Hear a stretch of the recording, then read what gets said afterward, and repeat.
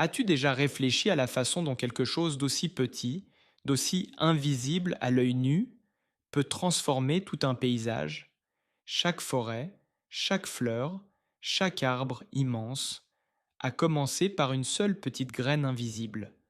Dans la vie, nous semons des graines invisibles chaque jour, par nos paroles, nos gestes, nos choix et notre foi, mais la plupart du temps, nous ne voyons pas les racines qui se forment sous la surface.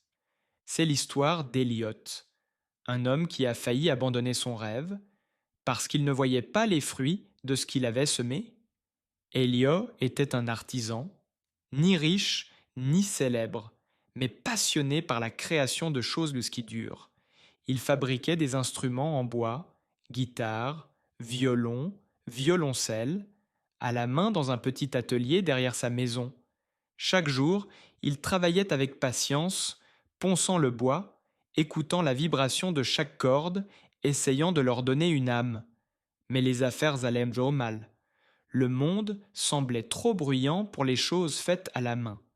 Un soir, en fermant son atelier, il murmura: peut-être qu'il est temps d'arrêter. Peut-être que mon travail ne compte plus. Il éteignit la lumière, sans savoir qu'à l'autre bout de la ville, une jeune musicienne nommée Sophie venait tout juste d'acheter un de ses violons dans une petite boutique. Sophie ne savait pas qui l'avait fabriqué. Elle savait seulement qu'en posant ses doigts sur les cordes, le son lui paraissait vivant, chaud, sincère, presque humain. Elle joua ce violon lors de son premier concert, puis un autre, et encore un autre.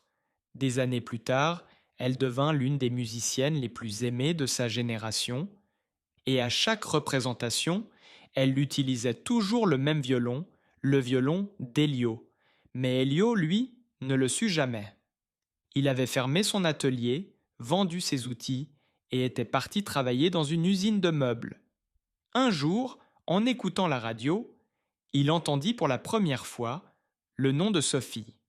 L'animateur disait: elle joue sur un instrument fabriqué par un artisan inconnu, un son qui a changé sa vie. Elio resta figé, son cœur se serra. Il esquissa un sourire et des larmes montèrent à ses yeux. Alors, la graine a poussé, finalement, murmura-t-il. Chaque mot que nous prononçons, chaque geste de bonté, chaque rêve que nous construisons avec amour est une graine. On ne voit pas toujours l'arbre tout de suite, mais quelque part, la vie pousse en silence. Peut-être que toi aussi, tu es comme Elio. Tu bâtis quelque chose, un projet, un rêve, une idée, et tu te demandes si cela en vaut vraiment la peine.